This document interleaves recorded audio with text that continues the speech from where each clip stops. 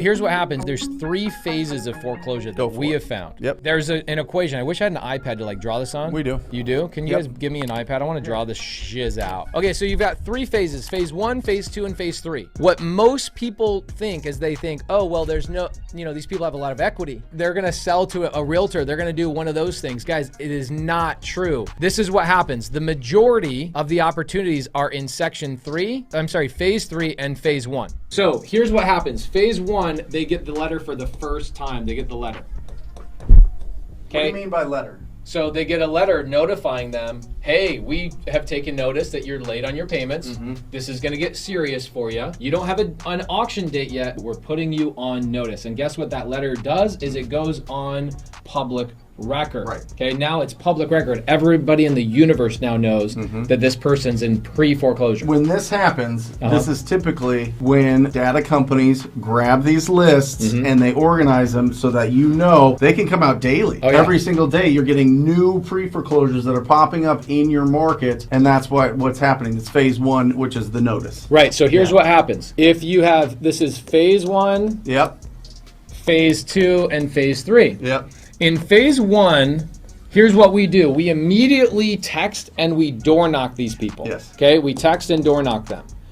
And here's what happens. They get a letter. They now say, oh no. This is their main thing is you say, oh no. These are people that have true distress. Okay, the people that say, oh no, they consist of 30% of the sales happen right now in phase 1. So here's what happened. They get a letter, and then one of the first couple of investors they talk to, or realtors, ends up getting that deal sold.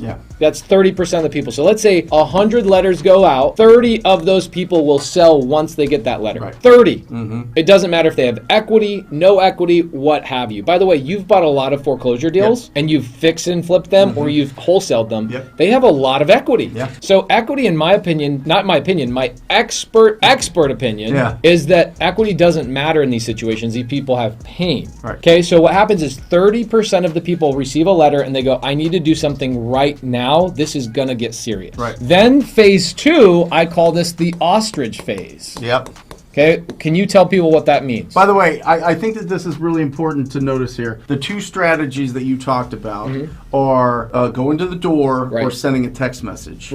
And I couldn't agree with you more, because these guys right here in this phase, and I'm not joking here to everybody, they probably get between 12 to 25 calls a day, all right? So when you're looking at, how do I get through? How do I have that conversation with somebody? You either got to get face-to-face or you have to do the texting, because a lot of the companies that are calling them are real estate agents, the mortgage companies themselves. There's some like loan modification companies that start calling them. Like, it starts going real fast, real heavy, real quickly. When you're getting 25 calls from unknown numbers every single day, you shut down. When we go knock on the door, what we find is that these people have actually turned their phones off. In the TTP coaching, I don't coach to cold call pre-foreclosures. Smart. I don't, because you got to go to those doors and you got to text them, and that's the only way. Or if you're afraid to knock a door, sticky note. Sure. Put a sticky note on their car, put a sticky note on the door, like, hey, I'm in the neighborhood, I'm a real person. Because you know what happens is, what you're talking about is, if people are calling them, a lot of them are trying to collect a bill. If they're behind on their house payment, what else are they behind on? All their shit. Other things. And let me ask you, because the question's going to come up and we'll address it in a little bit more, we'll tear it apart, but what are you telling people to text here? Are you telling them to talk about the pre-foreclosure? Not yet. What we do is we just say, hey, saw your house. wanted to know if you're open to sell it. Love it. That's it. Just keep it simple. Yep. And then what happens is we do a trickle campaign like 5 to 7 days later, okay, specifically for foreclosures. Yep. And we then ask them a question that will lead into our 8 things later in the show, which is, are you trying to keep your house? We have ways of helping you out. We'll get into all that. We'll get into all that. Let's go through the phases. Okay, so what happens is there's 30% of people that are just like amazing people that are worried that they are behind on their bills, and that really is a sense of pride for them. They immediately solve their problem by selling the house through a realtor or an investor right away. Within 30 days. This right here, how long is this phase? 30 days. 30 days. 30 days. So put it real big here. Yeah, 30 days. Because this is really important. The reason I asked that question, guys, is when you're looking at when were they noticed, they will show you on these apps and on these lists what the notice date was when it went out. That 30-day window, you got to remember you're here. So you got to say, okay, if I only have an hour a day to commit to this business because I got a full-time job, I've got young kids, I've got school, I've got other things, right? You want to be going after it here and here, right? Yes. Right. Here and here. So if the efforts, the filter, this is really, really key, guys. I'm telling you, the effort that you put in is in the first 30 days and then in phase 3, and we'll get to that. Perfect. So here's the thing, is about 10% of people sell during this phase. Right. Okay, it's very small. However, this phase is much longer. It's about 90 days. Okay? This phase is a lot longer. And what are these people doing during this time frame? They are ostriches. They're putting their head in the sand. Right. They're hiding from what's going on. They might be trying to do a loan mod. You'll knock the door, you'll text them and go, we got it taken care of. This is like the most common thing we hear. Got it taken care of, right? I got it taken care of. Okay, well, do you have a realtor? What do you got? Don't worry about it. I got it taken care of. I've got a great story I'll tell you about one of my favorite deals where we knocked this door here and we skipped all of this and we knocked the door again here. And that's kind of the strategy we do. Right. We primarily avoid these people in this phase other than just a trickle campaign of following up. How's it going? Are you okay? Anything you need? The kids got food? Like, we'll buy groceries for people from planting seeds. Yeah, planting seeds. This is planting seeds. I'm not doing shit. I'm not getting any contracts really in this phase, but I'm setting myself up for, this is the biggest one. This is about 60% of people sell in phase 3. This was the oh no phase.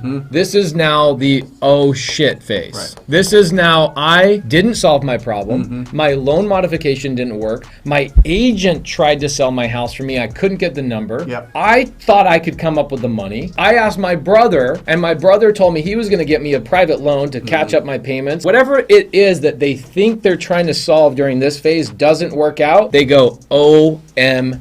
OMG, I got to do something right away. And now these people become, let's use a word, amenable. Okay, a lot of people don't know what that means. It just means now they're agreeable. Okay, so I've got a seller, 17th Ave, just right down the road. We knock on his door. Actually, I'll Quentin Tarantino you real quick. So what happens is 3 days before foreclosure,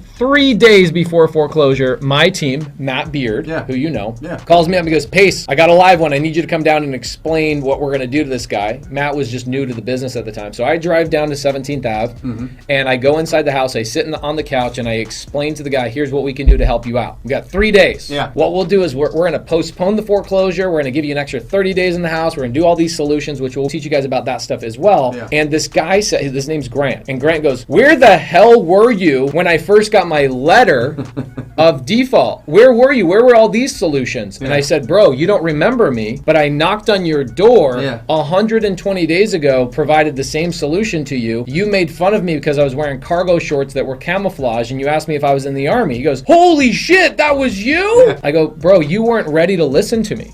You were simply not ready to listen to me. And so what I want to impress on people that are in this business is they hear no one time.